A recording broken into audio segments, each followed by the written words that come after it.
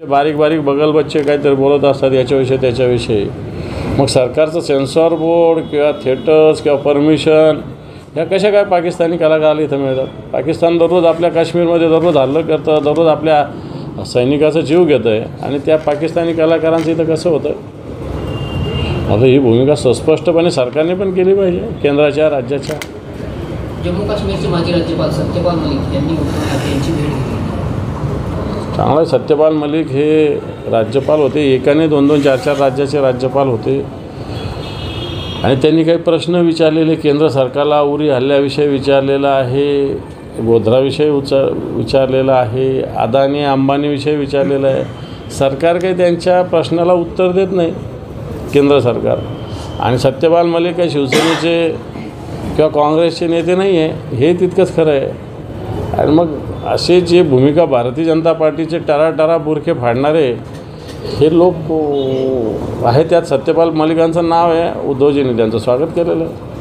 जागा वाटपावरून महाविकास आघाडीमध्ये खटके वगैरे चर्चा. कुठं चर्चा आहे? तुमच्याकडे चर्चा आहे, असं काही नाही. शरद पवार म्हणाले की येत्या 10 दिवसात महायुतीचं जागा वाटपाचा निर्णय होईल. बरोबर आहे. सातत्यानं दररोज बैठका चालू आहे. एक एक विषय क्लिअर होत चाललेले आणि पवारसाहेब बोलले ते योग्य. लवकरात लवकर महाविकास आघाडीचं जागा वाटप होईल. विधानसभा निवडणुकीच्या पार्श्वभूमीवर केंद्रीय निवडणूक आयोग आता राज्यांचा दौरा 27 आणि 28 सप्टेंबरला महाराष्ट्राच्या दौऱ्यावर केलं पाहिजे. केंद्रीय निवडणूक आयोगानं मागच्या वेळेस मोठ्या मोठ्या रांगा लागल्या होत्या, मतदान केंद्र अपुरे पडले होते, लोकांना उन्हातान्हात उभं राहावं लागलं होतं, पिण्याच्या पाण्याची व्यवस्था नव्हती. काही मतदान केंद्रावर लाईन लागल्यानंतर काही लोकांना मतदानसुद्धा करता आलं नव्हतं. जाणीवपूर्वक मतदान प्रक्रियेला जिथं शिवसेना असेल, काँग्रेस असेल, महाविकास आघाडीचे सीट्स होते तिथं मतदान प्रक्रिया हळू व्हावी असे जाणीवपूर्वक प्रयत्न झाले होते. मला असं वाटतं या सगळ्या तक्रारीची निवडणूक आयोगाने महाराष्ट्रात येत असताना दखल घेतली पाहिजे. चला ठीक आहे, थँक्यू. दादा दोनगेंना भेटतो.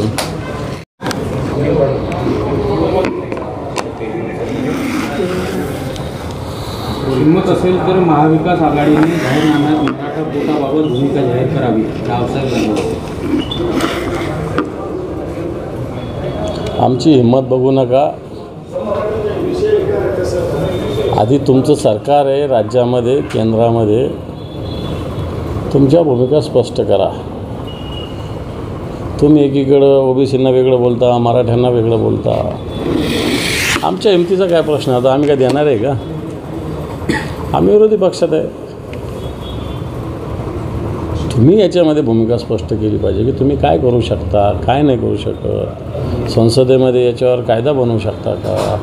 आरक्षणाच्या मर्यादा वाढवू शकता का? हे सुस्पष्ट करा. तुम्ही हे सुस्पष्ट केल्यानंतर तुमच्या भूमिकेला आम्ही पाठिंबा द्यायची भूमिका घेऊ.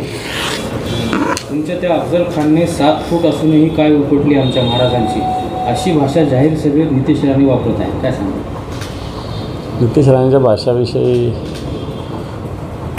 मी काही प्रतिक्रिया देणार नाही आणि अशा त्याला उत्तर देण्याची गरज नाही. इतिहास आहे. अफजल खानाचा शिवाजी महाराजांनी कोथळा बाहेर काढला, त्याला शब्दाच्या काही मर्यादा आहेत. मग हा इतिहासही कोणी मिटवू शकत नाही.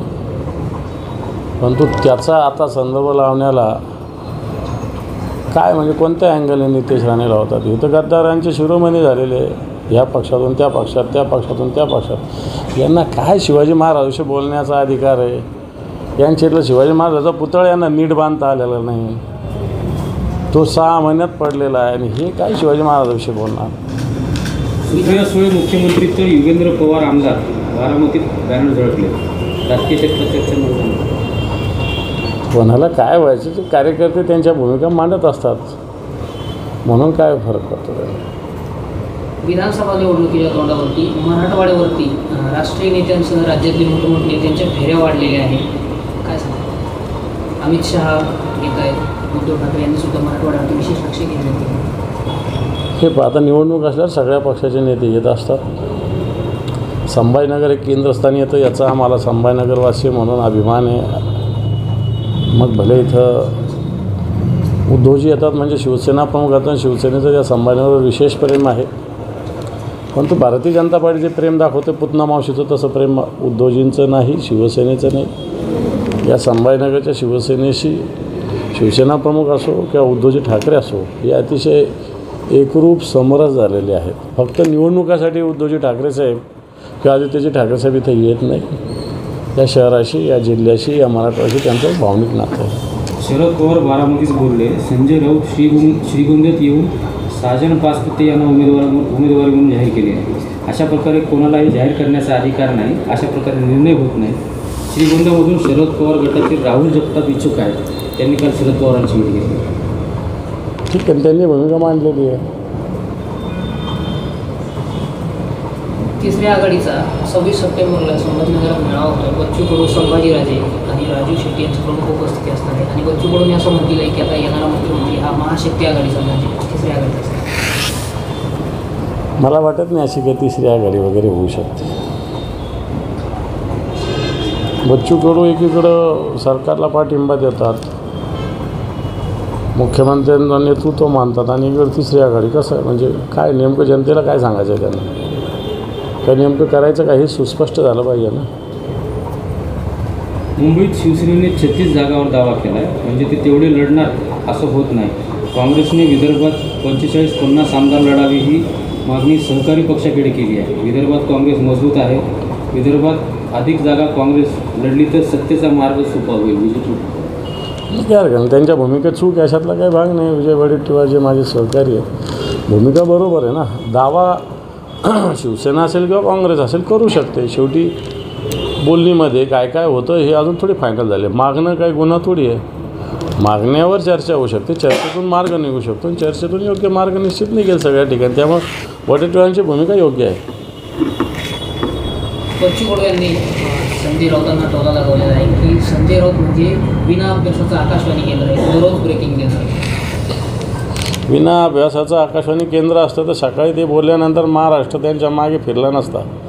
आज सगळ्या पक्षाच्या लोकांना, विरोधकांना त्यांच्यावर टीका करण्याची गरज पडली नसती. त्यांच्यात काहीतरी दम, काहीतरी ताकद, हे सगळं आहेच ना.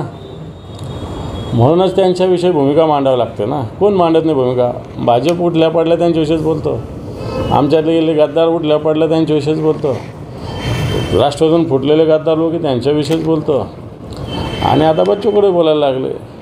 विना अभ्यास असेल तर मला वाटतं अभ्यास करून यांनी काय काय दिवे लावलेले हे पण बघावं.